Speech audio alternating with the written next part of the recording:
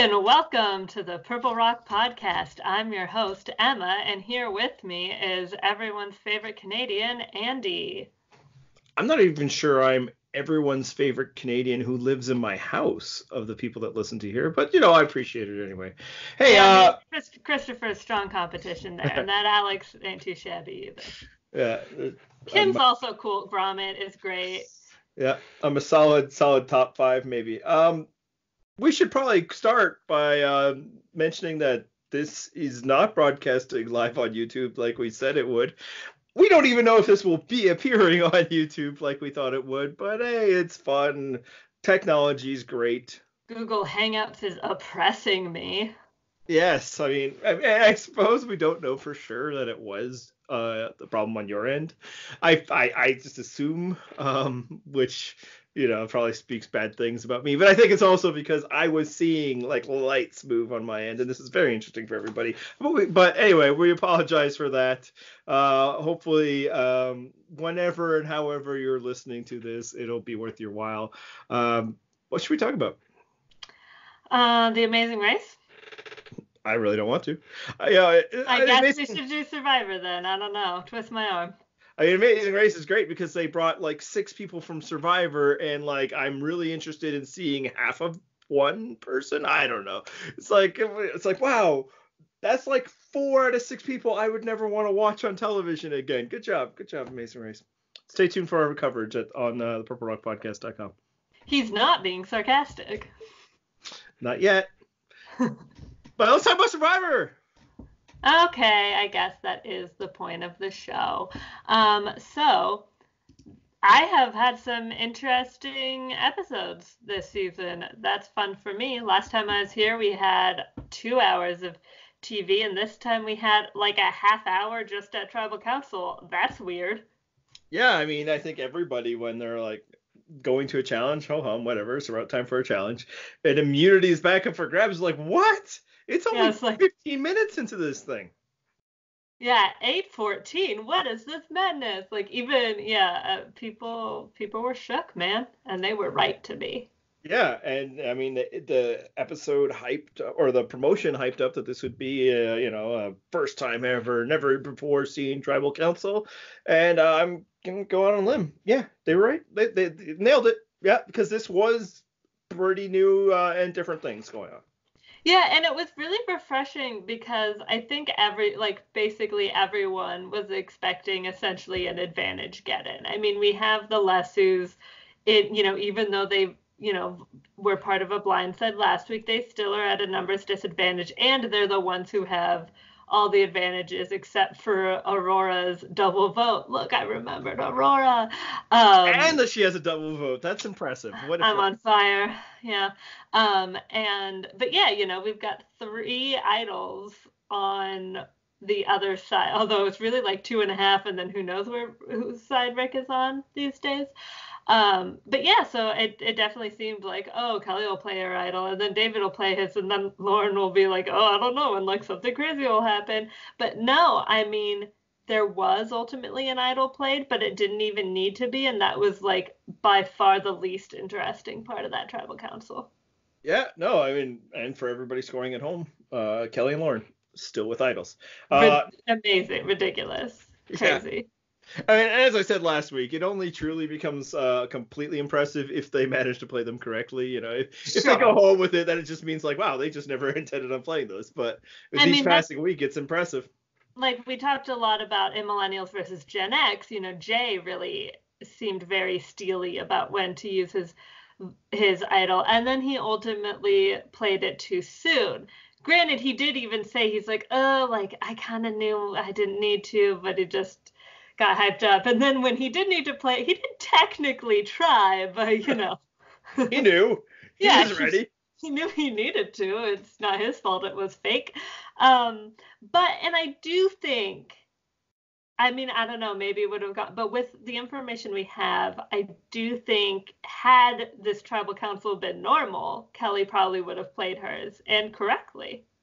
Yeah, I mean, again, yeah, we don't know, and we can get into that because obviously, what was great about this episode, and I do believe it was a great episode, was Tribal Council because I mean that was mostly the episode. Although there are some things that did not happen at Tribal Council that made the episode almost as though they were things that set up what happened at Tribal Council, but clearly not that because yeah, everything with Tribal Council was blowing our minds and totally came out of nowhere.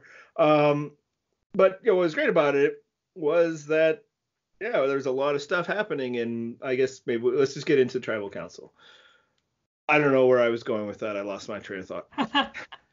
All right, so I don't know. Does that mean that that is not what our breakdown says? But do Yeah, we you have to know talk what? about Yeah, tribal so yeah, council? let's hold off, and because there was a reason why I did not put it next in the order. What instead should we talk about? Throwing me up here, man. Well, we sure saw, I guess we could talk about the aftermath of last week's vote, right? So part of that was, Ron felt very shaken up and worried. He seemed very sort of emotional about not being in the power position. But more so, we saw Julie really kind of cracking under the first time she wasn't voting correctly, and only her third time at tribal council. It's Second. just the second time. Yeah, this was her third time Yeah, tonight, this right? being her third. Sorry. Yeah, Getting ahead of myself. But you off. My bad. it's okay. But yeah, so yeah, she did not go to tribal council the whole pre-merge. Neither did Ron, Julia, or Victoria. Aurora. I was thinking Aurora said who I wanted to talk about. Um, but yeah, and they were all on the same page the first vote, following the comma let's vote out returning players whenever we have the opportunity. And she thought that was also the plan the next time, and it all came crashing down. And how did she take it, Andy? Not well, not well. I think is fair to say is that she did not take it well, and I think that why I wanted to talk about it first before we get into tribal council, even though I apparently forgot that, is that it's the spoken which everything turned in this episode. Is that how Julie handled what happened last week and her emotional response to it, and I say, um, I found it fascinating. Like I think potentially the most interesting part of this episode is the way that Julie reacted to what was happening because it was real in a genre that we call reality TV. And what I really liked was before Tribal Council when she's talking about it in confessional, she herself is recognizing that it shouldn't feel this way. It should, it is just a game, but she can't help the way she feels. And I found that really interesting because then that's where you see the consequences of what happened last week. That maybe you can't just betray people and have it work out for you as they were doing because you're dealing with people and people feel things. Yeah, one interesting thing I noticed of, many, it was an interesting episode, um, is that so I actually did something unusual for me and rewatched the episode this afternoon because I had some mindless work I was doing. I finished the movie I was watching during the mindless work and still had more mindless work to do. So it's like, hey, I'm recording. It was a crazy episode. Let's have that on in the background. Maybe I'll pick up some things. And in the early part, of the episode, when I believe it's Rick and David talking to Ron and Julie beyond by the well, she says how she's ready to jump ship, which is what she ultimately like during tribal council kind of when everyone's like she's lost her mind is like I'm ready to jump ship and runs over and literally sits on David's lap. So that shows, like, I think to, some of the people watching it, this was like, yeah, sure, she was feeling uneasy, but like this was a completely out of nowhere reaction for her to turn on Kama. But it is not. Like she said, she's ready to jump ship. She even talks to Ron about how, like, you are still saying this Kama strong thing, and I don't feel that way. She's like, I am over that at this point, which, I mean, it's fair. It's not like, yeah, sure, some of the Lesu people didn't vote with her, including David, but it's not like they had loyalty, you know. it sounds like I believe Julia said that Julie was the one, that is confusing, is the one who like was really pushing for the tribal council.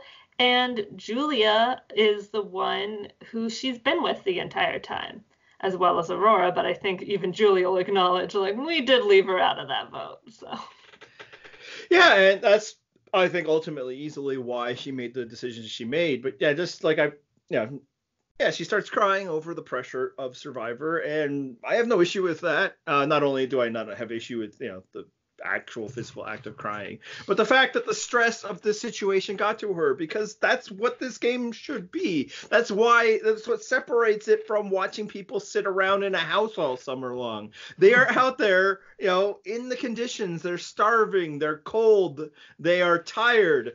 Everybody that they are around is on some level probably trying, or at least considering, betraying them. They're away from their families, and I know some people on the internet don't care about other people and feel like they could be away from people forever, but that's not true of everybody.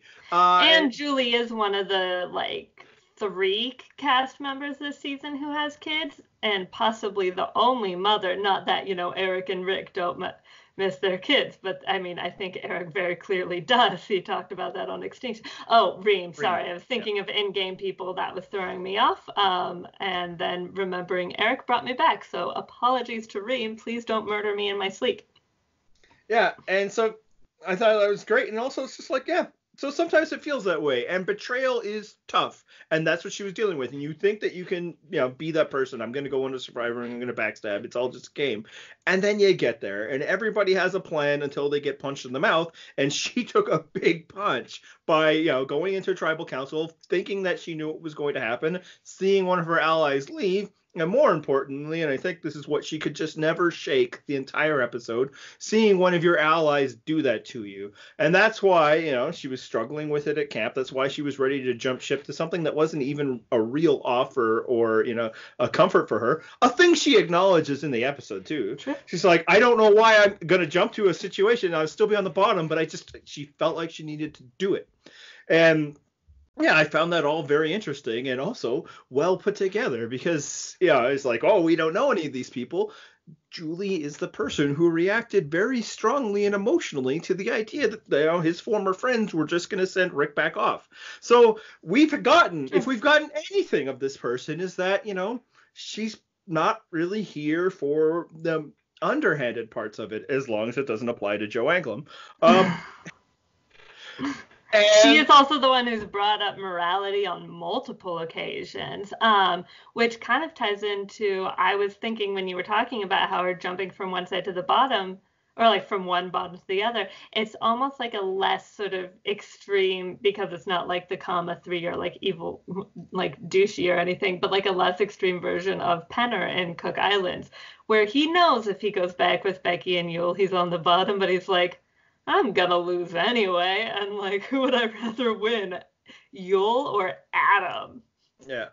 And yeah, I mean, and I don't know if in this moment, and I don't think you were suggesting it, she's totally throwing away the game, but I think in this point, it's just like the way she's feeling about this moment is means more to her than the potential consequences, of which right now none of them are that great. She does what the other group is saying, and I believe she went into tribal council intending to do what her original group was saying. What does that do for her? And then she gets to tribal council, and now she sees Julia making faces with Kelly, who I presume as well was the target that Julie thought of. And clearly, Julia hadn't done a very good job of reassuring Julie, and I don't need footage to tell me that. It's obvious that Julia did not do a good job because, what happens later. Yeah, I can see all of that coming when you're out there and you're dealing with that. And, this is the first time you've really had to deal with betrayal in this game, and maybe possibly in your life to this some level. Most of us don't like vote out coworkers. And to say, yeah, honestly, there's probably workplaces where that was a good thing that people couldn't be voted out. I might work for free in one of them. And it's just like, yeah, I get it. And I thought that was all very, very interesting, very human. And I think also a big lesson for many people who like to armchair this stuff. sometimes there are emotional consequences to your acts, and that's the why Survivor is so hard. Because was this a good move for Julie? No, it wasn't a good move. I don't know if voting with the comma six was going to be that great a move either. I don't know how much this will change what her best odds were, but just blowing things up at tribal council is not can't be a good move. That wasn't about a good move. It was about the way she needed to feel in that moment, and that's why Survivor is interesting. Yeah, and I'm reluctant to compare reactions to like Kelly Wentworth, for example, too much because Wentworth has played before and stuff. But one thing too is like, say when you have, and just in other seasons in general, but sticking to this one, sometimes when there's a blind side, people really be like, "Oh, good play," because it was a good play. And sometimes I think it's harder to take when it's something that doesn't really make sense to you. So like when the comma six vote out Joe, even though we can argue whether that was really the right move for them, at the very least, having the circular firing squad with the rest of them was a great execution. Like, if it wasn't the right move, it was still done very well. And so you have, Wentworth, instead of being like, oh, wow, great, like, great move, guys, immediately after. Because also, she's not like, yeah, maybe it's a sticky situation, but she's not like completely screwed by Joe getting voted out. But also she can recognize like, wow, Joe is often seen as a threat and they got us to all vote for each other. That's impressive work. Instead, Ron and Julie are like, okay, all five of the Lesu slash Manu people, whatever you want to call it, are still here. And like we are losing our majority of more and more each day. Aurora's basically not with us anyway. It seemed like now, who the hell knows? But at the time. So it's like so they threw it all away. Why? It's more like your Spencer in Cagayan with like Cass 0% chance of winning the game after turning on Sarah because it felt like not only was it a betrayal that screws up your game, but it feels like a dumb move too, which makes it Mm-hmm. almost insulting.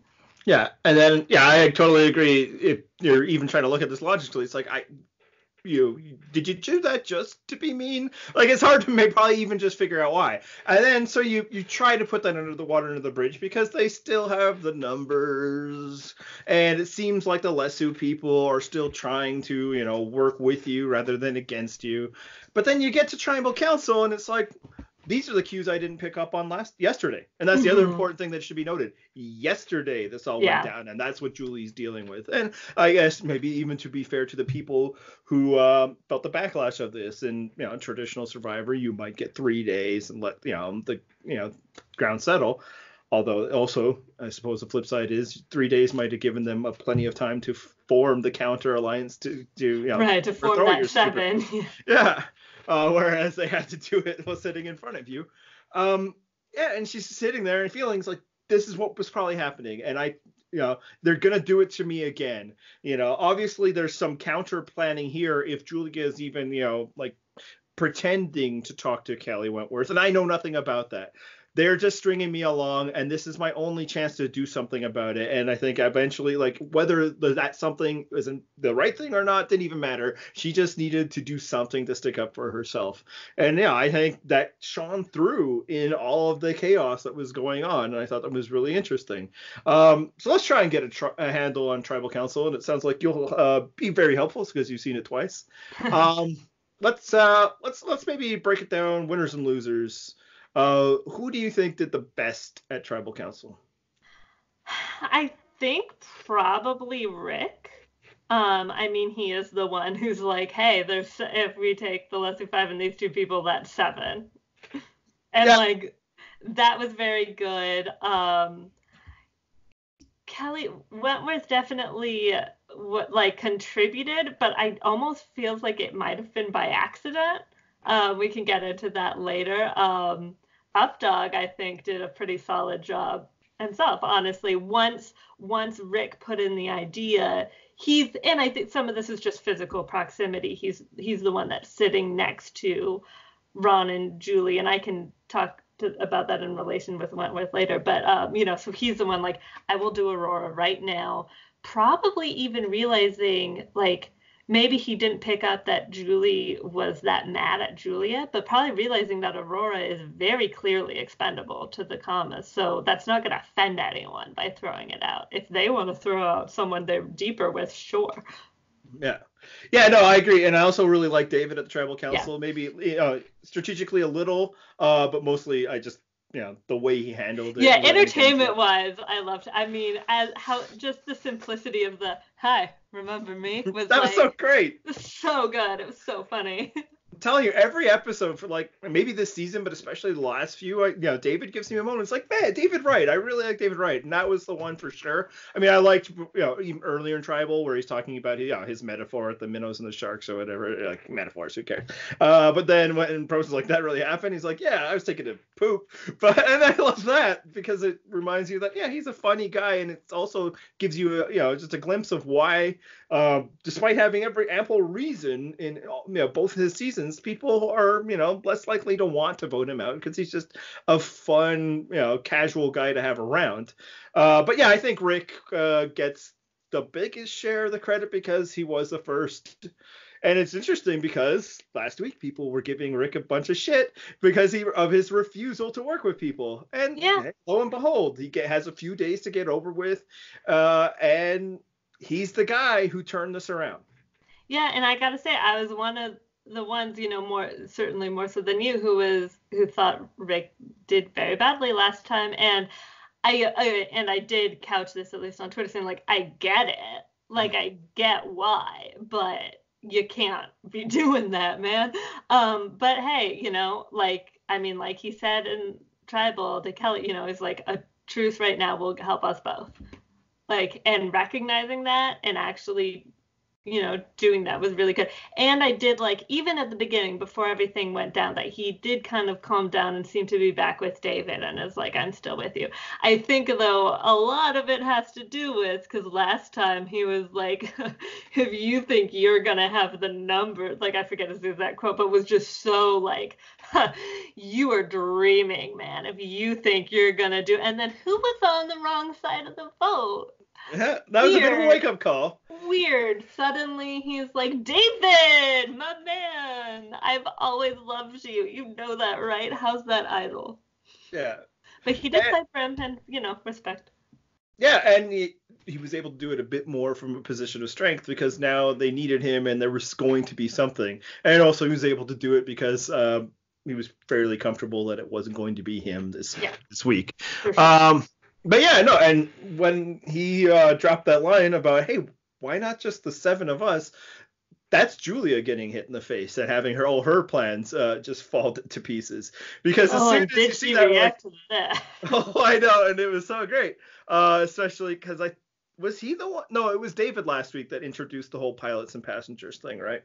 Yeah, they've really run away with that. Like, not even at Tribal. Like, even Ron was like, I'll just be a passenger, guys. You can figure it out. Like, I won't be the leader. I'm like, man, it's like, are we sure it's called Edge of Extinction this season? Like, what is going on? They're really running with this metaphor. In the comments, I want you to fan cast your pilots versus passengers season.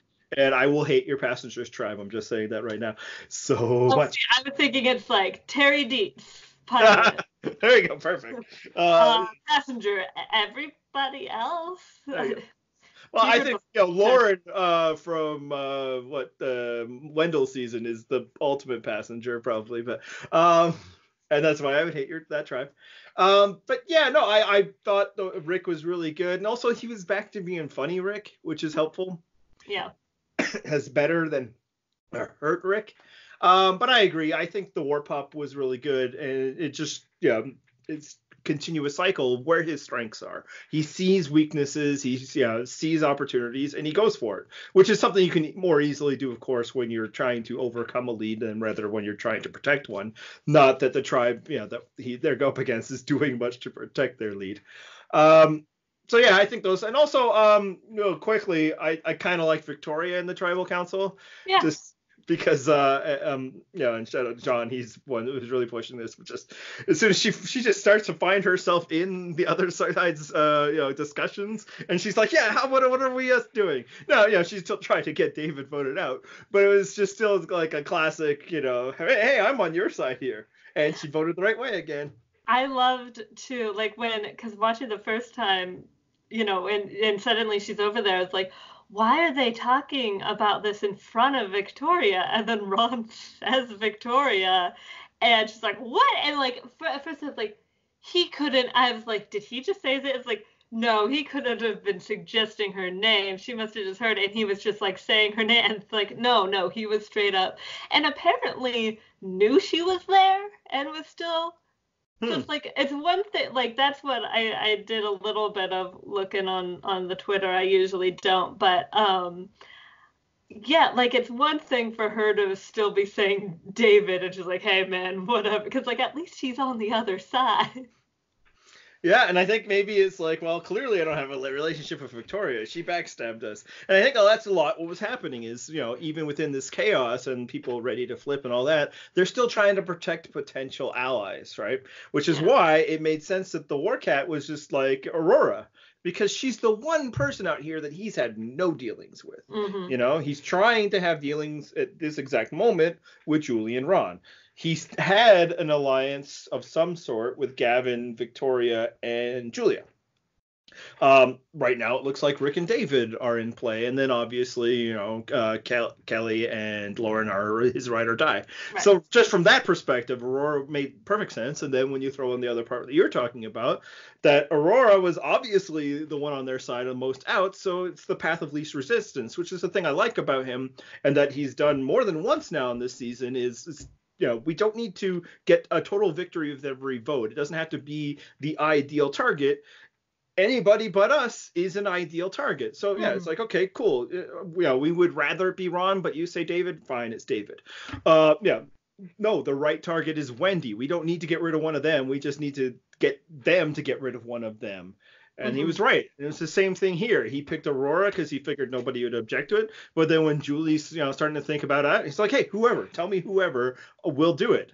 And so I got to give the guy credit again, 2 weeks in a row. What are you gonna do?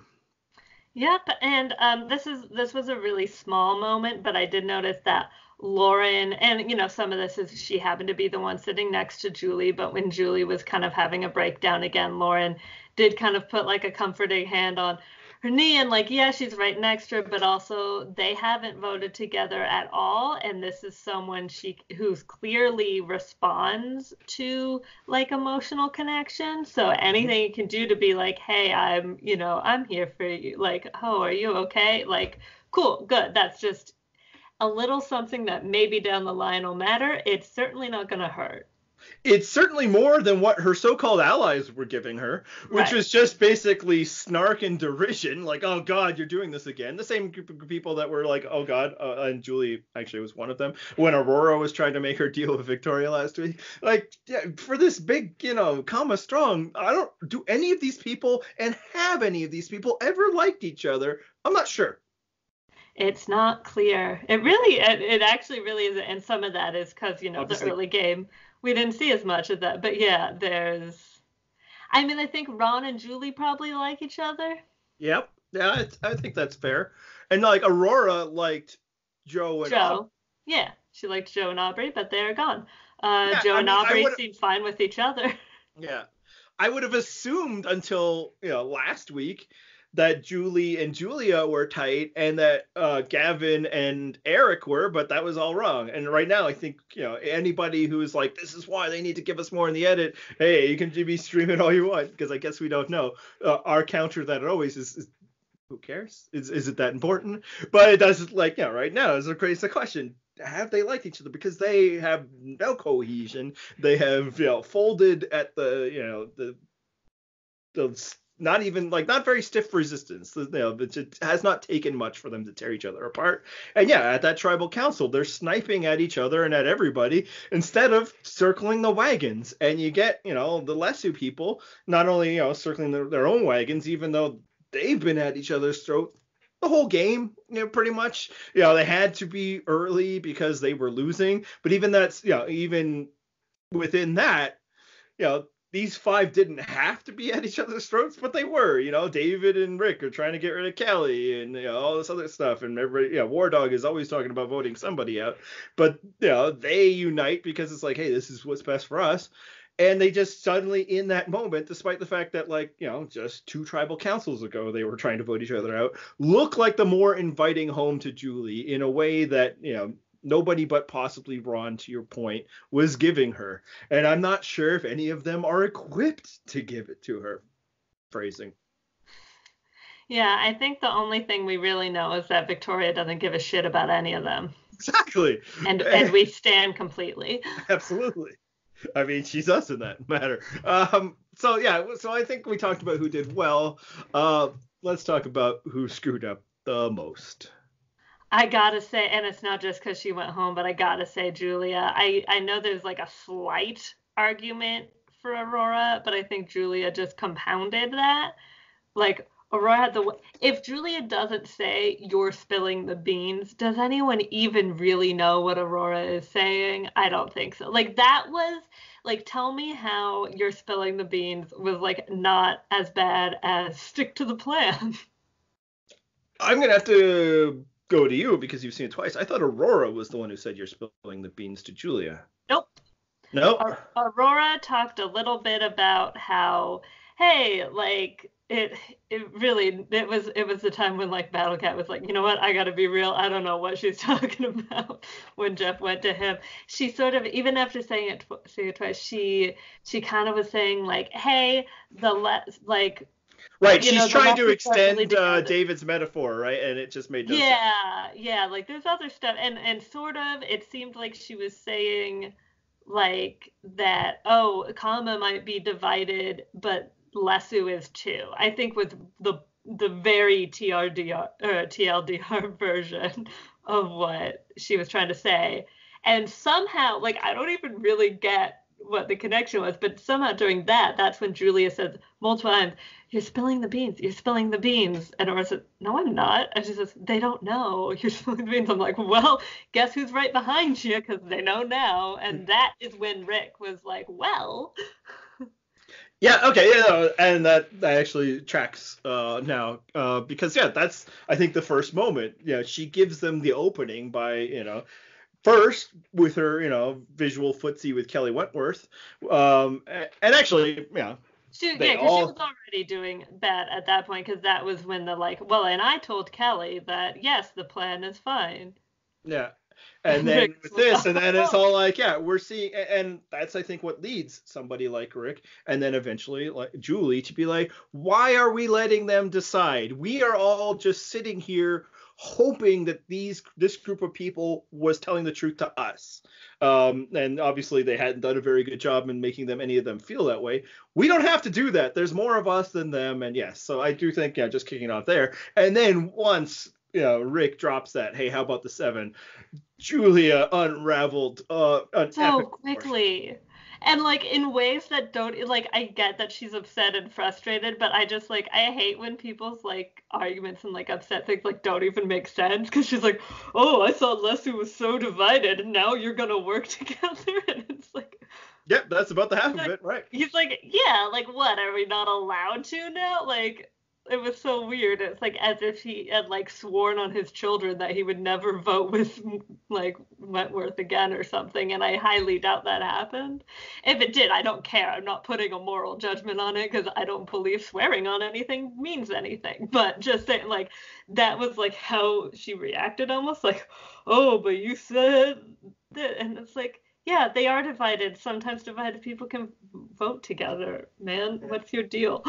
Yeah, it just, like, the derision that she showed for anybody that wasn't in her alliance is a bad look, even if you somehow won this one, because it's clear that you're not very good at letting people feel like they are in on the plan with the, you're such a passenger, Rick. Oh, well, I guess you're not really with me, and and, like, to be like. And sorry to interrupt, but, like, what's especially crazy is, since it seems like they were voting for Kelly, that she said, oh, you're not in the like many plans that are going on, to the person that was presumably like, right? Like Yeah. who did Rick and David think they were voting Yeah. for? And if Rick and David aren't in on the plan to vote for Kelly, even if that is no longer the active plan, what the hell are you doing? Get more people to vote that way than, because otherwise they're voting for whom? Maybe you. And then, yeah, so, and the other plan she had going on, which, maybe she had abandoned, but you shouldn't let people know that. Shut up, War Dog. That's not a good look either. No. And yeah, no, she just completely fell apart. And I gotta say, if I personally was somebody who just completely showed my ass at tribal council, and I know that I did because I was there, I probably wouldn't spend weeks complaining about how little I was on this TV show. I might be Homer Simpson, just kind of retreating into the shrubbery and say, it's cool. I had a great time on Survivor. It was a special time. I hope you all enjoy. But, because and I'm getting to the next point because we haven't talked about, other people who screwed up. Who cares? Let's do this now. This, like, if they were going to feature Julia more in the season, the way that she really desperately wanted, and thus got a lot of people on board for desperately wanting, it would not have been in a positive light. She would have been portrayed either as a moron or a villain. That's how her exit allowed it to happen. And so she should be thanking her lucky stars, the favor that the editors gave her. And honestly, like, it's subtle, but I think some of the more, to put it in your words, moron side of it showed a little bit, because you do have the scenes of like Joe being like, you're a really big threat. And then her son will be like, I'm a really big threat. Maybe I should keep Joe around, which like doesn't make you look like the sharpest knife in the drawer. And then there's like, you've got Battle Cat being like, you young people, you guys should really be voting together. They're gonna definitely target you, even though it's a three, advantage. Like there's 6 of you and 3 on each side. It seems like that's actually pretty even, and you could pull in someone later, but I'm thinking you should do it now. And she's like, you know what we should do right now? Ruin our number. And even on the villain side, what we did see of her pre-merge was looking through Joe's bag, which is traditionally coded, especially for internet fans, as villainous behavior. So, they tried, but why they didn't maybe build her up more as a villain, there are reasons, there are thoughts. And how about I let you share your thoughts on this season's cause celeb and Julia and her tragic lack of edit. Well, first, I will say, while I am not Jeff Pittman and have no idea what the stats are and how many other times this has happened, I do say, like, it is kind of weird, and it does kind of suck that it was, 4, 5 episodes? Like, that is a lot of episodes to not get a confessional, although I think she ends up being far more visible than Aurora. So if she had done, I can't remember if you had said this on podcast or like Slack, so apologies if this is breaking Slack code, but it's not a big deal. If they just do an episode, like if they gave, everyone an episode, like a confessional in the pilot, sorry, wow, I cannot talk, in the premiere, then no one's being like, wow, she doesn't have an episode, God, I can't talk. Confessional. Doesn't have a confessional yet. I do think it's weird for there to not be a single one for that long. It's because then it becomes noticeable. Mm-hmm. Like no one really talks about like, I don't know, anyone who's not Purple Kelly like being invisible until it's that extreme. So by making it that extreme, you're making it a thing.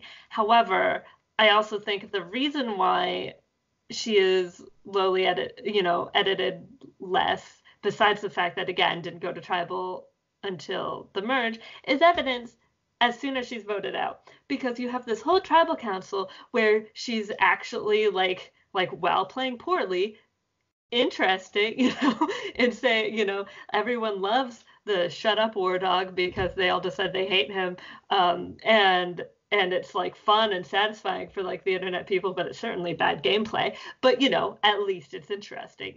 It's the bro I know, if you will.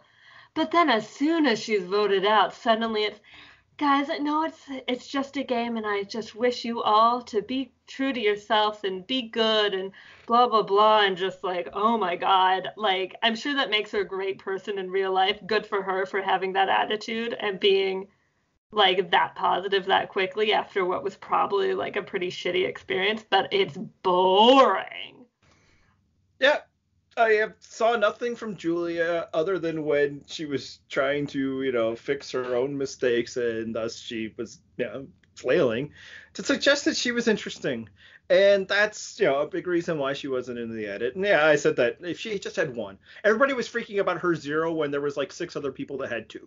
So yeah, zero versus one is just apparently the biggest difference, and that zero was enough for people to just get on their horses and rally for this person who had nothing interesting to say, was not doing anything of interest on the show because of the situation that she had herself in. She was not going to tribal council. The only plan that I think that of consequence was, we'll vote out returnees when we need to, and we're not going to let them win. Okay, we got it. We don't need three people saying that, and we don't need to check back every week for it. You're not entitled to it if you're not part of the story, and unless you believe she's going to be the person to come back. She was never that big a part of the story, and when she was in the story. We got it. It was good. But yeah, it's just like, and I think and we still saw it this episode. At the end of the episode, people on Twitter, and I want to make clear, it's mostly not our audience. Congratulations. There hasn't been a lot of, oh, but Julia, hand wringing. Maybe, it's because a couple seasons ago I was a huge asshole about when they did it with somebody else and they just didn't want to deal with it. But for any reason, there wasn't as much, the show, we need more Julia. But I saw a lot of it complaining that, if she was going to be the boot of this huge, big, blowout tribal council, why didn't we get more of her? And to that I say, I don't know why and when it happened that people think that your boot episode is about you. That suddenly, like, you need whenever the edit doesn't make the boot of an episode the star, it's the fault of the editors. They've done something wrong. She wasn't the star of what happened. She's not the star of the story, and thus she is not entitled to be built up for it. The stars are the people who survived this tribal council. She was just the consequence of this tribal council. And people are like, well, they should have built it up more so that we understand why it was her. I mean, I got it. Just watching the way she was at this tribal council, I got it. And they can't build up that she's going home more in this, pre-strategizing when it didn't exist. Nobody went into that tribal council planning to vote for Julia. It happened live. We saw it. That story was told. And what's more important for the show, for the story, for us as viewers, is that we exited feeling things about the people who won that conflict. It was exciting to see her lose because other people were winning. We don't need her to be built up as this big character, especially because the way they would want to build her up for this come up as edit would be villainous, and I doubt, because she's probably a very nice person, there was much of a villainous edit they could have created if it was important. And also, do you want your big villain to be the third post-merge boot? That kind of loses some steam. But it's just like, you're not entitled to be the star of every episode or the season at all, even if it's your boot episode. There are many times when there's a boot episode of somebody and we forget to even mention them because they don't matter. It's not your birthright, and I need people to stop acting like it should be. And when that does happen, like you so often see on Twitter or whatever, when, like, let's just use Chelsea as an example. I don't know if this even happened to Gus Island, but when it's like, oh, like it's less of a thing because the editing has changed. But for a long time, it was like, oh, Chelsea got a confessional, she's going home. And you think that in the first 10 or 15 minutes, is that really what we want? Yeah. Yeah, no, and that's an excellent point too. If they had built her up more in this episode, and again, I think she was a featured character of this episode. For sure, I agree. Then yeah, it gives the game away in ways that was unnecessary, especially for this specific kind of one, because it wasn't until it was. And so, and people like to say, why didn't the edit give us? It's like, maybe just watch the show. I mean, instead of trying to anticipate what's going to happen and then complaining that you did not get enough data. Like, it was out there, man. Her name was mentioned. It was clearly a choice between this person and this person. Then like 2 minutes later, you get the result when Jeff holds up a parchment.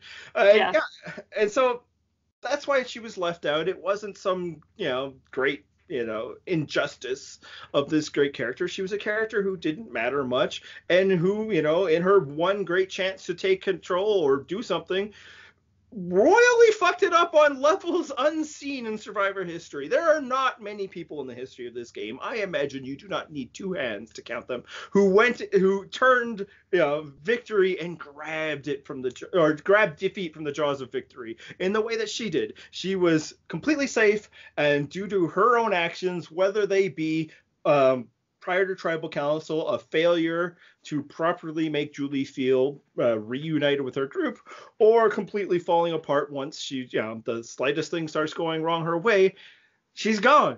So yeah, man, you should be happy they didn't feature you more, because they would have clowned you, and that would have Yeah, been. like even at sort of what I feel like is kind of credited as the first really like live tribal, although there must have been, I don't know, but was like the game changers like Malcolm Boot, and like okay, and that sucked, and that sucks because of the twist and because of JT, and we love Malcolm, but like Malcolm was always getting votes. And like maybe Ty would have figured out who to play the idol on, it's unlikely, but like it could have happened. Mhm. So it's not like it wasn't like in the events, the crazy events of that tribal council are 100% what caused him to go home. Like the twist had a very large part of that. As you said, no one was voting for Julia. Like even if we assume like it seems like they were going to vote for Kelly. If Kelly had played her idol, which I kind of feel like she was from what we saw, because she did feel shady, they weren't voting for Julia. Like, I just highly doubt that's what was going to happen. They might not have voted for David like the other plan was, but I don't think they were going to be voting for Julia. I don't even think that's a necessarily like a hypothetical that we need to worry about. If Yeah, they were voting for Julia, Warhorse would have said, "Hey, how about Julia?" good point. Yeah, that wasn't in the game plan for that group of people at all. The only possible people who were going into that tribal council to vote for Julia are Rick and David, because we don't know what their plan was, because before anybody's like, yeah, flaw the editing, because it doesn't matter, it didn't happen, so we don't need to know what two votes were probably going to be. And the best assumption was that those two votes were whatever, frankly, Julie told them that the group told them to vote. Julie and Ron, those are the people we saw them working with. So yeah, no, Julia spectacularly failed in ways almost unseen in Survivor history. So that can be her legacy, instead of four episodes without a confessional. Yeah, let's talk about the differences between the two tribes, because I think that was obviously the whole ball game, but it wasn't just a tribal council. I think just what we've seen so far. Like, why do you think Lesu is surviving and Kama is, I suppose technically surviving, but less so? Weirdly, because we always talk about how, newbies should vote out returning players. They are a threat, that yada yada yada. You know the spiel. Weirdly, I think Lesu is doing better, quote unquote, because they have their returning players, and possibly because of the ones they are. Because Wentworth and David are not taking any of the shit personally. Like they are so chill. They seem to be so chill with each other, even though they're targeting each other, that they have no problem getting back together after Kelly will straight up say, "Oh yeah, we were voting for you," and he's like, "Well, thanks for your honesty." And like, yeah, that's a little sassy, but like, I also feel like they're probably gonna vote together next week. Um, they like you have both of them 2 episodes ago or one, I don't even know anymore, but Last being night. like, okay, but being like, sorry for voting for you. Oh yeah, I was gonna say the same thing. Like, whatever, water under the bridge. Like, and I think that spirit, first of all, that ties Rick back with the rest of them, and that spirit kind of keeps everything kind of just rolling off their back. Yeah, I mean, I saw someone on Twitter, I want to say, I think it was Shannon Gates who does stuff with RHAP. I believe she compared them to Kasaya in a way that I wouldn't go quite that far because they have voted against each other, but they do have that sort of like, they're dysfunctional, but they'll still vote together. Weirdly, I think Lesu actually gets along more and votes together less than Kasaya did. But yeah, I think their returning players on their side are a big part of that. Yeah, I think, well observed, David and Kelly might help set the tone. And obviously, they were more battle tested going into the Verge. And Hmm. by more, I mean at all is probably an accurate way of pointing it. Yeah. Because, I mean, three of the commas did take out, Aubrey, for instance. But otherwise, nothing. But even in the earliest tribal councils, they were far more composed than what we've seen out of the commas in any of the tribal councils they are. Reem was out there throwing grenades at the very first tribal council, and the rest of them were all like, yeah, I mean, but, we're going to vote her out, and yeah, it's too bad.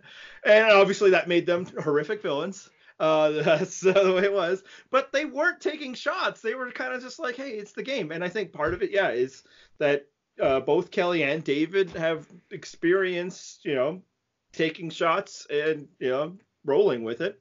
And I think, Lord Goat is just like, yeah, he's here to play. So it's not personal for him. I mean, that's what he said to Rick. And, until it became personal for Rick, he's more of a happy-go-lucky guy. And I think all of that, just the personalities involved, along with the fact that, this is old hat to them, allows them to be more composed. So when an opportunity such as somebody's melting down right next to me presents itself, they're ready to do it in a way that they just folded so badly. Like, just give Julie a hug, something. Like you pointed out the moment with Lauren. So I think just that composure is really good. And then I think the experience is a huge part, because that brings us to another scene that we haven't talked about yet, largely because there isn't like choices or anything to break down. But right before Tribal Council, the silence and all of that, Victoria scraping the ball and all that. It's like, that's where the experience of Kelly and David really help, and obviously having idols in their back pocket allows them this level of comfort. Most people, when they have been voted out for Survivor and they talk about it, in retrospect, start to pick up on all the clues that was happening the day that they got voted out. Both Kelly and David have been voted out of this game, and they know what it's like, which is one reason why I haven't been worried that Kelly is going to get blindsided by, all of these newbies, because I never believed in their ability to pull it off. I've always felt like when the time comes for them to try to take out Kelly, she's probably going to pick up on it. And I mean, and again, a lot of this is probably the editing, and they've captured really good footage, but man, they could not have been worse about what they were doing at Tribal Council. It was just this big blinking light, like something is wrong.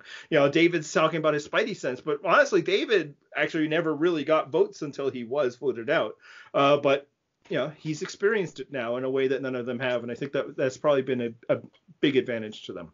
Yeah, and I think Kelly especially, like not only obviously as a third time player, she's been voted out twice versus David's once, but because she has two successful idol plays under her belt, like you can argue the second one is kind of like, it's not like she really had to, Go out on a limb whether it was yeah, her, but yeah. at that final six. But I mean, and yeah, she got and sure, there's the sort of like, oh, Joe had told Sierra that the votes were going for Kelly, but she still was able to kind of observe how people were acting, Mm-hmm. when she played that idol, and that's really valuable. And also sort of to the point of being like composure and stuff. David maybe has only been voted out once, but it was also on a season that's kind of famous for have been very easygoing, like very I don't want to say non-emotional, because I think people were very friendly and it was an emotional season for other reasons, but nobody was taking things personally. Like people weren't getting angry or getting their feelings hurt about stuff. And so he's able to kind of, I think, play with that same attitude. Thank you. Actually, that was a thought I had that I had forgotten. Yes. David versus, oh, not Millennials versus Gen X. Yeah, it was a very close knit season. They are still very close knit. And yeah, it wasn't a season marked by a lot of hurt feelings, both, during the game and after, other than setting Figgy and Taylor aside. But yeah, so for David, that's what Survivor is. People try wild swings back and forth, but then you try to piece it back together and work towards each other, and none of this is personal. And for a lot of ways, that was true of Kelly Wentworth in Cambodia as well. Especially for her. Like, I think Yes. Spencer got a lot of flack, but like, Wentworth got to play from the bottom, like as she said. And so for that, she just was always the underdog. And so she'd vote with Steve in this vote. She'd vote with Spencer, Joe the next, you Yeah. Nine bounce around. votes for her, and then hey, cool, I got to do something, and now we're moving on. And yeah, so for both of them, Survivor was less a personal thing, and I don't know that that's true for say Aubrey and Joe. It was interesting Yeah, I was also. gonna say that as well. And I mean, obviously they're gone already, but yeah, yeah, I mean, Aubrey and Joe have both played on some of the most on two of the most sort of notorious seasons when it comes to like personal attacks, and then even Ko-Rang. I mean, Joe was also on Cambodia, but which obviously was fun, but and then even Ko-Rang, which wasn't game changers in that sense, was I mean, she basically lost because of people who couldn't handle the Mhm. way they got voted out. Yeah, and it's also note that Aubrey never really faced a lot of votes against her in either of her two seasons either, right? She didn't get voted out at all in Ko-Rang. There was only really one attempt, which drew it to fire. And then in Game Changers, it was just the writing on the wall. Now, the flip side is she sure went into tribal council a lot thinking that the votes were going to go one way and they didn't. So you think that would have given her an inkling, but at the same time, yeah, I totally understand why Aubrey would assume that they were going to vote out Wendy instead of her. But Yeah. yeah, I think just that little composure, the fact that their vets had been there a while, the fact that they get along, and that the remaining Lesus aren't taking this as personally, is just the difference is stark between them and Kama, who all they seem to care about is taking care of personal business. And some of it isn't necessarily personal, and it's couched in game terms. And, they spent enough time around Joe or Eric to view them as threats instead of, a large number of people that aren't with us can also be threats. But I just think that composure is what's really shining through and ultimately why they think they will succeed. I do But think it's sort of I think it's sort of the downside of what people call, when people talk about like a love tribe. And I think part of that is usually because they're not going to tribal council and that has its own disadvantages. But I think as much as Tindang also failed in Philippines, like they certainly weren't a love tribe, but by sort of building this kind of, I mean, even in the show, like people have been talking about, but even in the show, they talked about the sort of cult of karma that Ron has sort of been putting together with this. And so I think it hurts more then because you're like, but we were a family, we were this. And, like another time there was a tribe like that was Rotu in Marquesas. And yes, this is the second episode I'm appearing on in a row where I'm going to mention Marquesas for some reason. But, things didn't work out too well for them, did it? no, and actually, I think a really good comparison is one I brought up a bit in predictions, and we'll skip ahead to that, is Galoo in Samoa. Yeah. Yeah, they all, everybody's getting along. Russell Swan's bringing them all together and all of that, and then they fell apart at the merge. And I think this season is so Samoa. We obviously big numbers. Glue had a bigger numbers advantage than this, but still that, and they're just like, oh well, this person's on our tribe is more dangerous. Let's use this opportunity to get rid of them. And obviously, what He's even Glue, named Eric. yeah, there you go, exactly. Even though they went for Joe first this time, but I'm gonna go with it. Sure. I mean, earlier merge, so it's all the same. And then how it's all going to fall apart is now they start betraying one another, and now there's hurt feelings, and that's all. And basically, like Julia was what John Fitcher, is that like that vote where like it flips one way, and she thinks she's riding high with this whole new alliance, and then they're like, let's just get her instead. How about that? That means Eh, Julie is Shampoo. yes, she completely is. That's the other thing. That's how last when I made the comparison in predictions, I was viewing Aurora as the Shambo. But yeah, it's basically the same thing because of these hurt feelings. You create this one person left out that the other people can prey upon. It just maybe there's going to be several Shambos, and then what's looming is idols. So the whole thing I think is going to fall apart. And the last part where it really compares is how well did we get to know Galoo in the pre-merge or at all? Mm-hmm. Not very. Not very. Like Not very. when they brought Laura Moret back for Blood versus Water, I had to be like, who? Like, Sure. I'm like, I think like that was one of the non-Russells, and I think I remember there was one woman who seemed to be more of the leader figure, but I still didn't know who she was. Frankly, that's why I got on board Sierra early. Is like they must have brought this Laura person back because they thought her kid was really special. Because Which, I mean, yeah, I mean, it kind you of. did grow to be a big Sierra fan that Yeah, I season. mean, your mileage may vary, but clearly they still think that. And yeah, did we come now? The one difference there is everybody wasn't getting much attention unless their name was Russell or Shambo. But yeah, This I is mean, true. this is what happens when you go to tribal, never go to tribal early, and then completely fail in the second half. They're really not going to feature you guys very much because you're fodder. What do you think of that comparison? Yeah, I mean, obviously, no season is going to be a one-to-one comparison with any season because these are not scripted and that would be insanity. But yeah, I think there's definitely some, especially what's interesting though is, and I'm like just not even counting the David and Rick idol, is like they haven't even had to use their idols yet as weapons. Like they did it slightly as a defense this time, Rick and David, but like at this point, I feel like Russell had already played an idol twice. Yeah, I no, that's the thing. Like, we can and almost like give Galoo a little bit credit. They tried to get rid of one of that side, and Idol stopped them. yeah, like they haven't even I mean, I guess they were gonna try tonight, but that all blew up. Like they haven't even tried yet. Also, does this mean that Victoria's Monica Padilla? I hope she's a better one. I mean, I can think of reasons why I'd agree with that, but yeah, I think she's a snarkier one. Um, and hopefully, she does better either in this time or when she comes back into Survivor later on, because that has to happen. But Uh, in terms of being the younger woman who seems to have game and is willing to try to play with the other, the biggest thing is there is no Russell. yes. Like Pluto is not Russell. David is not Russell. Wentworth is not Russell. Certainly Lauren or Rick aren't. But there's no one at that kind of capacity, but in a way that almost makes them more dangerous because I think any of them could probably win. Yeah, Like, and I will say, like, the one thing, because I agree, Warslug is not Russell, but he does have tactical maneuvering. He yes, has twice now. Like, he's the guy who's like, hey, he put a Russell seed in their brains when they get rid of Eric. So that's that. But more than just like the one-to-one comparison, like, it's just funny to say that John Fincher. It's just like, this is what happens when instead of taking care of business early on, you think, oh no, we can just there's a lot of us, a little bit of them, and then suddenly it's all gone. And right now we're sitting at 5-5.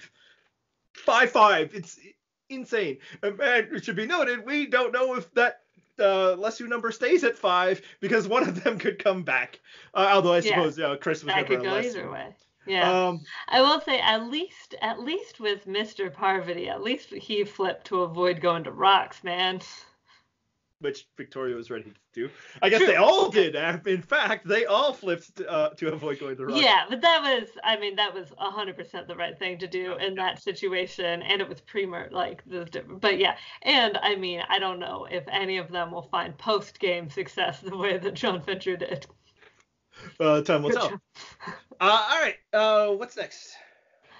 Well, I think it's time for our gimmick of the season. You had a marked for extinction in mind.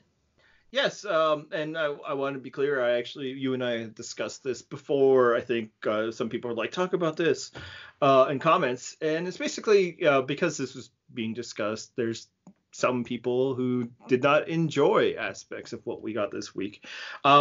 Should live tribals go extinct? Are they played out? Should they not happen on Survivor? What do you think? No, that's silly. Yeah, it's so stupid. Can I offer a slight nuanced take, though? Yes, yes, So, please. I think this episode was obviously the platonic ideal of a live tribal because it actually changed something. Like there were real discussions going on. We heard real discussions. I think I said last time I appeared on the podcast, watching people just get up and whisper to each other and we don't know what's going on, it's not interesting. More often than not, it doesn't change anything. Like technically, the first tribal council of Ghost Island. You know, you had Gonzalez getting up and whispering to people. Did that have an effect? No. But like, should they be chained to their stumps? Like, no, you're preventing like this. In fact, this episode, I think, argued for it more than anything because it actually changed the game. Like, one of the, like, only times I can really think of where, not because of idol plays, not because of anyone bringing out an idol or an advantage or anything, just purely because of someone being bad at the game and, like, saying something wrong, that the vote completely changed. And that's not going to happen if they can't like what they were going to talk to each other in front of it. In a world where idols exist, you can't have them not be able to like quietly talk to each other. Yeah, and I think why some of the mood against live tribal started to turn is kind of what you were talking about. There's been some people who've been getting up and there's whispering here, and it didn't lead to any real interest for us. Because something doesn't work 100% of the time, it's not a reason to get rid of it. It just means that, when it works well, that's a potential avenue for exciting television. And, it's not good when people are just whispering you can't see. That's a solvable problem. And, to Survivor's credit, maybe they did, because I don't feel like there was a moment in this tribal council where I wasn't getting some kind of detail. Was it chaotic? Yeah. You know why? Because it was chaotic. Because the actual event was chaotic, and I know that because the people in the event were saying so. The people watching live of the event were like, oh my god, what's going on? So yeah, it was a bunch of a mess of things going left and right. So bravo to Survivor for capturing that feeling for us, and if you felt like you didn't know what was going on, congratulations, you were like everybody else who experienced that moment. How wonderful the show could put us in the heads of the people playing it. But yeah, more microphones could be a way to make it more there. And yeah, so is it always going to be gold? No, but it baffles me, the idea that we should put artificial restrictions on people to try to save themselves in this game. That's what's happening when people are getting up and whispering and doing stuff and all of that, is sometimes they're really like, I want to win, and this is not over yet. Votes haven't been cast. I still have this opportunity. And if you say that they can't do that, then why have tribal council? Exactly. Yeah, like what is the point? Like, sure, you have maybe Elizabeth last season arguing, from her seat, trying to change things, but it didn't change anything. Now, I don't think getting up would have done anything in that specific situation anyway. She went home with a 10-1 vote. What are you going to do? But yeah, I mean, should they just mail in their ballots from camp? Like, what? There is a purpose to tribal council. Also, I normally wouldn't say this, but it's just so appropriate. I happened to see that I'd gotten a text from my friend who is catching up on the episode right now and seems to be at the tribal council, and texted in all caps, "Jeff, moderate this bitch." And I thought that was funny. Carry on. Yeah, no, but to his credit, I feel it's like, I'll just let this happen. And yeah, by him not, stepping in and trying to speak over them, I think that aided production in their ability to capture the conversations themselves. So that, because they can film a bunch of stuff and then edit it together and piece it to create a story, even when people are whispering. And also what's great about this particular instance is that whispering didn't keep any secrets. But eventually, like, everybody there, along with everybody at home, knew what names were being thrown out. Sometimes the name was being thrown out right in front of them. And if it wasn't, bravo for David for just straight up asking, so who were you going to vote for? Yeah, I think like people talked a lot about like, oh, when there's whispering and we need subtitles and blah blah blah, but the only sort of instances I can really think of where there were conversations that we don't know what was being said was Wentworth talking to Julia and to Aurora and like whispering to them, and probably whatever she was saying to them didn't matter because they were probably lying to her, and there was sort of what I did actually, to go back briefly to that, is there's the part where Rick was like, oh, I don't think we had Wentworth, but I actually think that was maybe a little unfair. Like, I don't think she necessarily did things perfectly in that tribal, but like David did the "hi, remember me" thing, and then Ron calls Rick and David over, so he like leaves. She's there. She's already sitting next to them. Like, might as well see if there's anything you can work with going on there, Mm-hmm. or at least keep them occupied so it's not like the double tribal council where Wendy's just sitting on her own, because hey, like the Lesu people don't know if anyone on Kama has an idol. Like they have no reason to know if Aubrey found one. Maybe they do. Actually, Rick probably does, so never mind. But it could have been rehit. Something could have No, happened. he only knows about her extra vote. He didn't know about No, I ours. mean they were on Extinction Island Oh, yeah, together. yeah. They probably talked about it because it's probably pretty boring. Yes. Yeah, Good is what call. I meant. But no, I know I can see why that was confusing. But yeah, like it's still not a good idea to be like, this is definitely what we're gonna do, which is probably why Julio did the whole like, oh yes, it's fine, Kelly, but just even though we're targeting you, but just didn't finesse it well enough. And yeah, the ability to get up and walk, which one of JT's lasting contributions to this show, helps overcome what a lot of people in Survivor history have complained about in their boot. It's like, yeah, I wanted to, if I had been sitting next to so and so, maybe I could have done something, or I would have picked up on a cue and played my idol or whatever.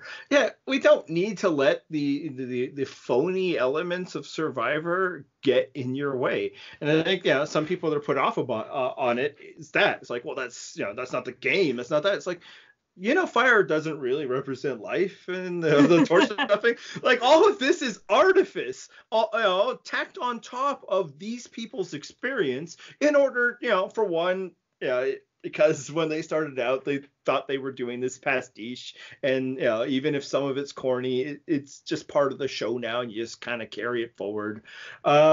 And some of it is because it provides structure and branding to a television program, so that their thing is different than all the different other things that try and have tried over the years to be it.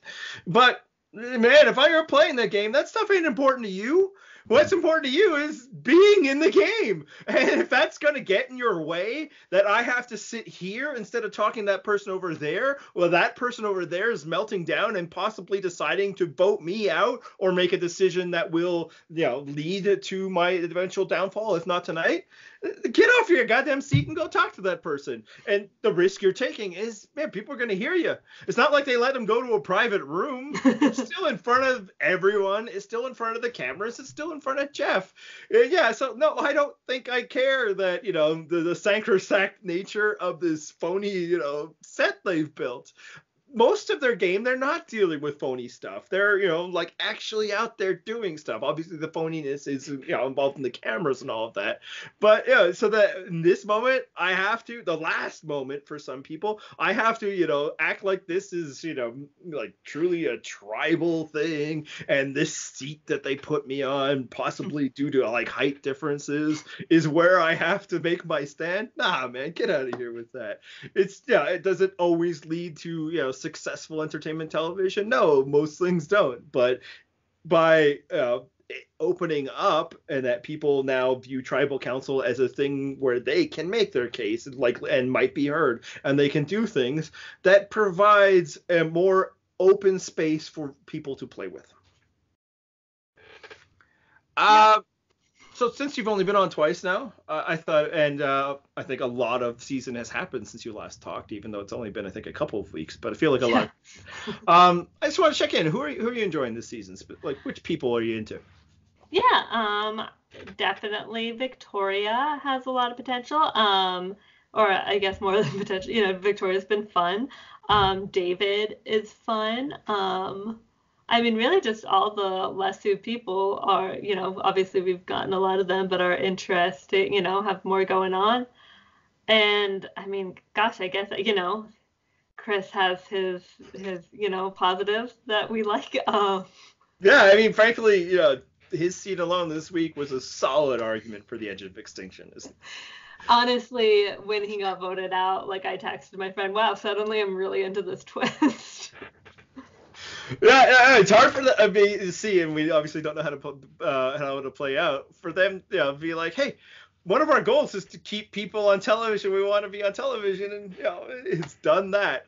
Yeah. How it'll play out later on is that Yeah, I mean, for Um, me, it's the Lesu's plus Victoria. yeah, I don't have strong feelings about the other. A lot of people seem to actively dislike Ron. I don't think I actively dislike anyone this season, honestly, and no, like truly no offense to her as a person, but I think more the discourse with Julia made me just kind of over her. I get it. If I wasn't on the show for 5 weeks, I'd be pissed.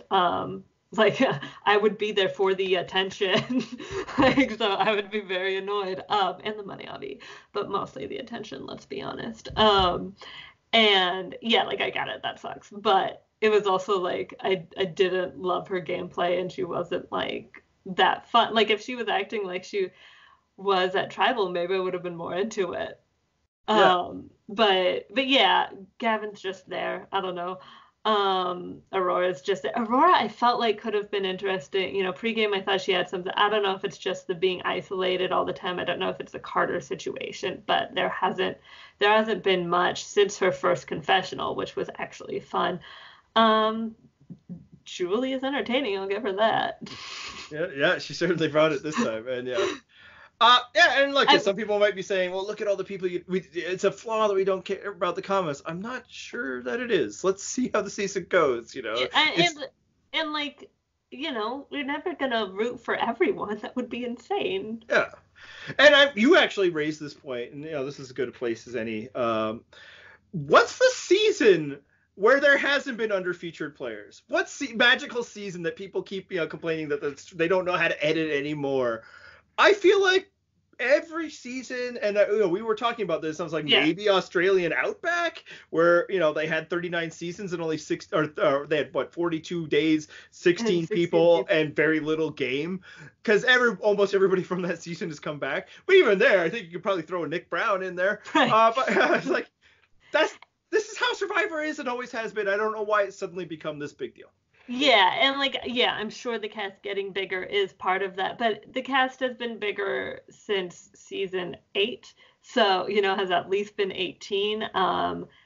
We've had a while with this. I will admit, the bulk of these seasons I have not rewatched, so hey, maybe I'm totally wrong about this, but I feel like I'm probably not. So, I will say, What's most important?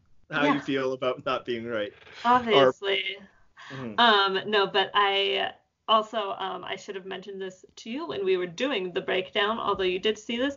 We did actually have a request. A Matthew Hassel asked if we could do power rankings. Obviously, we haven't thought about this like super clear, like map this super out, but if we want to just say the people we think have the best chance to win, throw that out. We don't get a lot of requests. I feel like we got It's true. No, on. I actually did see that. I thought about it, but here's what it is. One thing I'm really enjoying about the season is That that is not obvious. yeah, I like that. I think there's a bunch of people who can win, and I don't want to sit here and start becoming, tied down to something. And obviously, yeah, I could just say whatever. I think much of the Lesus have the best chance right now, but that's just because they won last week. I It's don't know if I would have basically, felt that before. and this makes sense because you're a front runner. I mean, it's basically, I feel like it's the Les Susan Victoria. Yeah, and then it could be somebody on Extinction, Edge of Extinction, sure. Oh, But like I think yeah. that's the strength of the season, and like this is what people have always say that they want. They don't like that it just keeps getting narrowed down. Now this is a season where I think it's up in play. I don't think there is a true front runner, and maybe they're different people.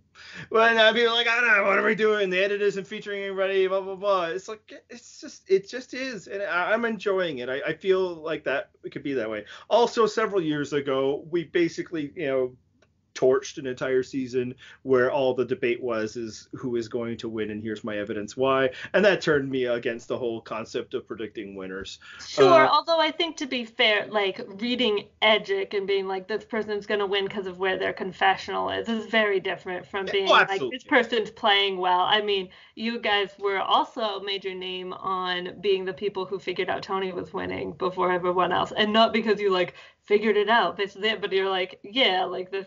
you know. Anyway, so I No, do and think it's a perfectly natural question. I understand why people think of this contest of what do we think it will be. You know, that's how we discuss contests and winners and who's going to win and all that. It's just I am enjoying that this season right now. I don't need to know. That it is open ending. That somebody else could have a good week next week and suddenly they're in the catbird seat. yep. Anyway, But it's yourself, Victoria. you, So yeah, predictions. and I would love that so much. All right, predictions. Who you got? I'll go because you're Excuse me, tricky. I asked you. And I've You said definitely the not word already prediction. decided. I don't even feel if you like did the uptick. I'm from Uh, California. The uptuck is automatic. there you go. Uh, so man, I don't know. How All can we? right. That's why I wanted you to go first. Look, this is what I'm gonna say. I'll definitely stick my neck out. It's gonna be somebody from Comma. And you know what? I'm gonna go with Julie. I could see just she'll continue to fall apart, and both sides will be just like, uh, yeah, let's just get rid of the wild card, and that's the way it's gonna go for her. I was gonna go with Julie, but for the sake of being not picking the same thing, that's a phrase. I'm gonna go with Rick. Does Any it reason why? start there? Partially, I think the less who people still aren't fully with him. I think the comma people still aren't fully with him. We see, we do see him next week talking to Victoria about probably, getting rid of Beethoven. So I think maybe that comes back and bites him. We know Victoria's not going to be like, well, I promised Rick. Um, so yeah, but who the fuck knows, man? Yeah, I mean, and there's one thing. Yeah, it's like the preview is showing that War Roach might be in trouble, but I also feel like this has been a season where nobody who has appeared to be in trouble in that week's preview has gone home. So I I'd feel like have that. to double check, but I think the only prediction I've gotten right was Wendy, and that was in a episode where two people went home and you just had to get one of them. Yeah, And interesting she that you wasn't brought that up. and she Uh, wasn't even the first one to get voted out? yes, I mean, who knows if such a thing could happen again, giving us another shot at things. That was, It's impossible to say. yeah, certainly not something we are going to say. All right, I think that's good, huh? So Thank that's God. Yes. all right. So you can see the stuff that we talk about and the commenters that are goodly enough to share their opinions for me to shout down from my pedestal at purplerockpodcast.com. You can follow the show where you will find out that we are going to live stream and then find out we are definitely not going to live stream at Purple Rock Pod. Where do they find you at? At Purple Rock Emma. I'm Purple Rock Andy. It's such amazing branding. Subscribe in all the different ways. Either Josh you, Wigler has complimented our branding, so I think that makes us very special. you should pick that name off the floor that you just dropped. Next week, you do He not was have a to worry. famous journalist. Next week, you do not have to worry about our broken live stream because it's not happening. It's me and John talking over, just voices. And what else? Is that anything else? What do we do to end this thing? Theme music? Do it.